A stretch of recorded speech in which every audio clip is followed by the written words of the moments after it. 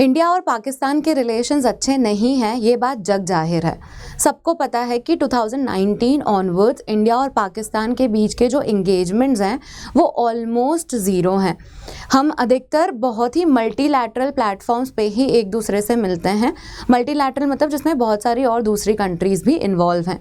इस बात का सबूत जो है वो इससे भी आपको पता चल सकता है कि शंघाई कोऑपरेशन ऑर्गेनाइजेशन की जितनी भी मीटिंग्स पाकिस्तान में हुई हैं, इंडिया ने हमेशा उसे वीडियो कॉन्फ्रेंस से ही अटेंड किया है। हमारे यहाँ के जो रिप्रेजेंटेटिव्स हैं वो पाकिस्तान अटेंड करने नहीं गए। पर इसी बीच में एक इंटरेस्टिंग इवेंट निकल के आता है, वो रिलेटेड है शंघाई कोऑपरेशन ऑर्गेनाइजेशन की ही एक समिट से जो कि पाकिस्तान में हो रही है। ये समिट 15 और 16 अक्टूबर को हुई, जिसमें एस जयशंकर जो कि इंडिया के फॉरेन मिनिस्टर हैं वो पर्सनली पाकिस्तान गए अपने डेलीगेशन के साथ में। तो ये जो इवेंट है इससे क्या हमें ऐसा लगना चाहिए कि इंडिया और पाकिस्तान के रिलेशंस इम्प्रूव होने वाले हैं या फिर कुछ सुधार आ सकता है, यही आज के हम इस वीडियो में एनालाइज करेंगे। हेलो एवरीवन, मेरा नाम मोनिका है और करंट अफेयर्स डिकोडेड में आपका स्वागत है। ये जो फोटो आप यहाँ देख रहे हैं उसमें आप देख सकते हैं कि ये पाकिस्तान के प्राइम मिनिस्टर हैं शहबाज शरीफ और उनके साथ हैंडशेक करते हुए दिख रहे हैं एस जयशंकर। अब ये जो हैंडशेक है इसको लेके भी काफ़ी न्यूज़ निकल के आ रही है, क्योंकि अंदाज़ा लगाया जा रहा है कि 20 सेकेंड्स लंबा हैंडशेक है और इसमें जो हैंडशेक है वो बड़ा ही कोल्ड सा हैंडशेक है। मतलब ऐसा नहीं है कि बहुत वार्मली एक दूसरे को रिसीव किया गया है। ये ऐसा है कि इंडिया पाकिस्तान के रिलेशंस जो हैं वो शायद ना सुधरे, पर एस जयशंकर का पाकिस्तान में होना और एससीओ का समिट अटेंड करना, इस बात का क्या इंटरप्रिटेशन निकल के आ सकता है वो हम ज़रूर एनालाइज करेंगे। तो एससीओ का जो समिट है उससे रिलेटेड हमें कुछ चीज़ें पता होनी चाहिए। तो हर बार की तरह हम प्री रिक्विजिट्स देख रहे हैं। एससीओ जो है वो शंघाई कोऑपरेशन ऑर्गेनाइजेशन है, इसी का ही समिट है। ये जो ऑर्गेनाइजेशन है वो इंटर गवर्नमेंटल ऑर्गेनाइजेशन है। बहुत सारी मेंबर स्टेट्स हैं, इसमें कुल 10 मेंबर्स हैं और बहुत सारे ऑब्जर्वर्स और डायलॉग पार्टनर्स भी हैं। यहाँ देख सकते हैं आप, जो मेंबर कंट्रीज़ हैं वो हैं China, India, Russia, Pakistan, Iran, Kazakhstan, Kyrgyzstan, Tajikistan, Uzbekistan and Belarus. ये 10 मेंबर्स हैं। इसमें सबसे रीसेंट एडिशन जो है वो बेलारूस का है। ये सबसे रिसेंटली ज्वाइन किया है इसने शंघाई कोऑपरेशन ऑर्गेनाइजेशन को। अब ये जो ऑर्गेनाइजेशन है, इतना तो समझ में आ गया कि 10 मेंबर्स का ऑर्गेनाइजेशन है, पर ये बनाया क्यों है? ये जो ऑर्गेनाइजेशन है इसको बनाने के पीछे कारण ये है कि ये जो रीजन है सेंट्रल एशिया और उससे रिलेटेड रीजन्स, वहाँ पे सिक्योरिटी रहे, पीस रहे, स्टेबिलिटी रहे, वहाँ की कंट्रीज़ आपस में ट्रेड करें, इकोनॉमिक एंगेजमेंट्स रहें, पॉलिटिकल एंगेजमेंट्स रहें, टूरिज़्म पे बात करें, क्लाइमेट चेंज से रिलेटेड डिस्कशंस हों। तो ओवरऑल रीजनल कोऑपरेशन को लेके ये वाला ऑर्गेनाइजेशन बनाया गया है। इसमें इंडिया और पाकिस्तान दोनों मेंबर्स हैं। तो हमें बहुत सारे मल्टीलैटरल एंगेजमेंट्स करने पड़ जाते हैं पाकिस्तान से, क्योंकि हम एससीओ का पार्ट हैं। पर जैसे ही बायलैटरल एंगेजमेंट की बात आती है कि सिर्फ इंडिया और पाकिस्तान आपस में बात करेंगे, तो वो इंटरैक्शन ना के बराबर है। और वो इस मीटिंग में भी देखने को मिला, क्योंकि जयशंकर गए तो हैं पाकिस्तान और वहाँ पे वो एससीओ का समिट अटेंड कर रहे हैं, पर वहाँ पे उन्होंने क्लियरली बोल दिया कि पाकिस्तान के साथ कोई भी बायलैटरल एंगेजमेंट या 1-to-1 टॉक्स नहीं होंगी। दोनों कंट्रीज़ ने ये चीज़ क्लैरिफाई कर दी है। On the other hand Pakistan जो है वो चाइना के साथ बायलैटरल एंगेजमेंट्स कर भी रहा है। तो यहाँ पे हमें समझ में आएगा कि हमारे इंटरनेशनल रिलेशंस जो हैं वो पाकिस्तान के साथ सही नहीं हुए हैं। हम ये जो समिट अटेंड करने गए हैं उसमें हमारा फोकस जो है वो एससीओ पर ही है। इसके अलावा यहाँ पे हम देख चुके हैं कि डायलॉग पार्टनर्स भी हैं इसमें अज़रबैजान, टर्की जैसी कंट्रीज़ भी आती हैं। और पाकिस्तान में क्यों गए हैं? क्योंकि पाकिस्तान अभी चेयर है हेड ऑफ गवर्नमेंट का।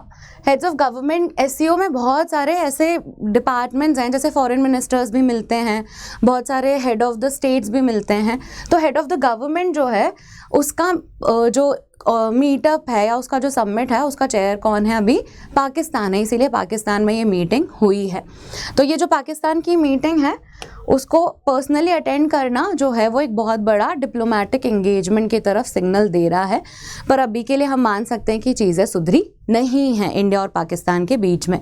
ये जो हालात हैं वो 2019 के बाद, जो 2019 में जो पुलवामा अटैक हुआ और आर्टिकल 370 या फिर कश्मीर इशू जो है उस पर जो भी इंटरेक्शंस हुए उसके चलते हमारे जो इंगेजमेंट्स हैं पाकिस्तान के साथ वो और ज़्यादा ख़त्म होते चले गए। मतलब हमारे रिश्ते इस तरफ हैं कि अब हम बात करते नहीं हैं इस बारे में, इट्स जस्ट कि आप चीज़ें सुधारेंगे तभी हम आपके साथ कोई भी इंटरेक्शन करेंगे। तो काफ़ी सिलेक्टिव इंगेजमेंट है हमारा पाकिस्तान के साथ। इसी बात को आप यहाँ जो एस जयशंकर ने स्टेटमेंट्स दिए हैं उनके इंटरेक्शन में, उससे भी आप समझ सकते हैं। देखिए उन्होंने क्या बोला है कि क्या रिकॉग्नाइज करना चाहिए, टेरिटोरियल इंटेग्रिटी। जयशंकर जो है वो पाकिस्तान में जब एड्रेस कर रहे हैं एससीओ का समिट, तो उसमें वो कह रहे हैं कि जो भी मेंबर स्टेट्स हैं उनको एक दूसरे की टेरिटोरियल इंटेग्रिटी रिकॉग्नाइज करनी चाहिए। अब इसके पीछे ना आप थोड़ा कंटेक्स्ट समझिए। जो पाकिस्तान के प्राइम मिनिस्टर है उन्होंने बोला कि बेल्ट एंड रोड इनिशिएटिव जो चाइना का है वो बहुत ही अच्छा इनिशिएटिव है और ऐसे इनिशिएटिव्स और होने चाहिए। इंडिया को बेल्ट एंड रोड इनिशिएटिव से प्रॉब्लम ये है कि ये जो है वो हमारे कश्मीर से होकर निकलता है, मतलब इंडिया की टेरिटरी से होकर निकलता है। अब इंडिया की टेरिटरी से निकलने का मतलब है कि जब हम उसका पार्ट नहीं हैं तो फिर हमारी टेरिटरी से होना भी नहीं चाहिए। तो जब पाकिस्तान के प्राइम मिनिस्टर इस तरह के इनिशिएटिव को और एंडोर्स करेंगे तो इंडिया कैसे उनके साथ बात कर सकता है खुल के। तो इसीलिए वो बोलते हैं कि किसी भी कंट्री की जो भी टेरिटरी है वो उसकी ही है, आप उसको वायलेट नहीं कर सकते। उससे बिना पूछे वहाँ पे कंस्ट्रक्शन करना, वहाँ पे डेवलपमेंट करना सही नहीं है। तो एस जयशंकर जो है वो यही बोलते हैं कि हर मेंबर स्टेट को एक दूसरे की टेरिटोरियल इंटेग्रिटी अप्रिशिएट करनी चाहिए। और उसमें एक और हाईलाइट ये है कि इंडिया ने 2015 के बाद से कोई भी फॉरेन मिनिस्टर पाकिस्तान भेजा ही नहीं। 2015 में सुषमा स्वराज गई थी लास्ट मीटिंग के लिए, उसके बाद 9 साल का गैप है और फिर एस जयशंकर गए हैं। तो ये जो है ये एक और हाईलाइट है इसका कि फर्स्ट विजिट है by an Indian foreign minister to Pakistan after 2015। तो लास्ट जो है वो कौन गए थे, सुषमा स्वराज गए थे। और इसमें फिर उन्होंने पाकिस्तान से जो रिलेटेड हमें इश्यूज़ हैं फिर से उन्होंने हाईलाइट कर दिए कि उन्होंने सीधे से किसी भी कंट्री का नाम नहीं लिया। उन्होंने बोला कि ये जो 3 परेशानियां हैं हमें वो ख़त्म करनी है। ये परेशानी क्या है, टेररिज्म, एक्सट्रीमिज़म और सेपरेटिज्म। ये 3 प्रॉब्लम्स हमें अधिकतर पाकिस्तान से ही है। तो इनडायरेक्टली हमने हिंट उन्हें दे दिया विदाउट मैंशनिंग कि किसी भी पर्टिकुलर कंट्री का नाम लिया जाए। तो दिस वॉज द स्टेटमेंट और उसमें उन्होंने हाईलाइट कर दिया कि इंडिया जो है वो किस चीज़ पे ज़्यादा फोकस कर रहा है कि हमें काउंटर करना है टेररिज्म, एक्सट्रीमिज़म और सेपरेटिज्म, आतंकवाद और उससे रिलेटेड जो भी सिक्योरिटी इश्यूज़ हैं हमें वो ख़त्म करने हैं। उसी के साथ साथ उन्होंने बताया कि अभी जो एससीओ जैसी ऑर्गेनाइजेशंस हैं उनकी इम्पोर्टेंस बहुत ज़्यादा है क्योंकि पूरी दुनिया जो है उसमें बहुत सारे संकट देखने को मिल रहे हैं, बहुत सारी प्रॉब्लम्स हैं वर्ल्ड अफेयर्स में, जैसे इजराइल हिजबुल्लाह हमास का कन्फ्लिक्ट जो चल रहा है, फिर सिमिलरली जो कन्फ्लिक्ट रशिया यूक्रेन का चल रहा है। तो इन सारे कन्फ्लिक्ट्स के बीच में आपको शांति, पीस, सिक्योरिटी जैसी चीज़ें हैंडल करनी पड़ेंगी। और वो जो पीस सिक्योरिटी है वो किन ऑर्गेनाइजेशन से आ सकती है, एससीओ से। इसके अलावा जो भी प्रॉब्लम्स हैं जैसे क्लाइमेट चेंज को लेके प्रॉब्लम है या फिर सप्लाई चेन को लेके जो प्रॉब्लम है या इकोनॉमी बूस्ट करनी है, हमें अपने डेट जो है, अपने ऋण जो हैं वो ख़त्म करने, वो सारी प्रॉब्लम्स तो है ही हैं। तो उसमें एससीओ जैसी ऑर्गेनाइजेशंस बहुत इंपॉर्टेंट रोल प्ले कर सकती हैं। तो एक स्टेटमेंट तो टेरिटोरियल इंटेग्रिटी को लेके आया है, दूसरा जो स्टेटमेंट है उसमें उन्होंने वर्ल्ड अफेयर्स में क्या प्रॉब्लम चल रही है उसे हाईलाइट किया है। देखिए यहाँ पे उन्होंने बताया कि एक कन्फ्लिक्ट तो ये चल रहा है इजराइल हमास हिजबुल्लाह का, दूसरा रशिया यूक्रेन का कन्फ्लिक्ट है और तीसरा जो है कि हमारी इकोनॉमीज अभी कोविड पेंडेमिक से रिकवर हो ही रही हैं।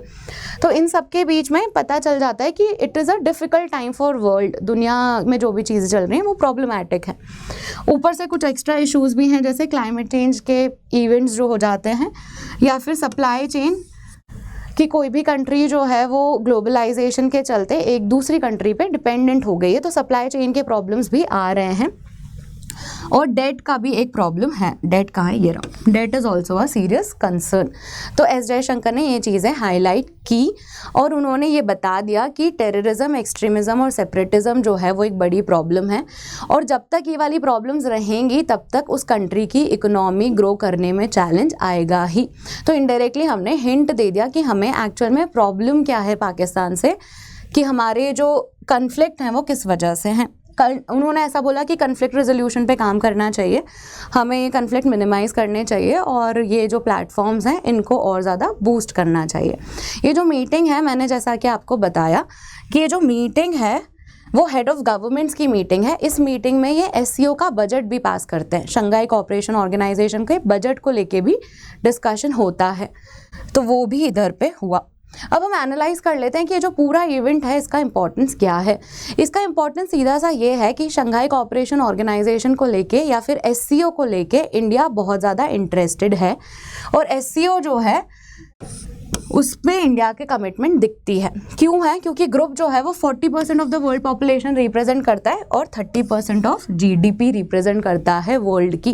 तो एक बहुत बड़ा ऑर्गेनाइजेशन है और रीजनल ऑर्गेनाइजेशन है, तो जिसको इंडिया बहुत ज़्यादा प्रायोरिटी पे रखता है। दूसरी बात यही है कि हमारी पहली विजिट है पाकिस्तान में आफ्टर 9 ईयर्स। फॉरेन मिनिस्टर जो हैं 9 साल के बाद गए हैं, तो this is also a highlight of the event. So with this we have come to the end of this video. Hope you found this information useful and if that is the case तो आप like, share, comment करके बताइए हमें and please subscribe to this channel. Thank you.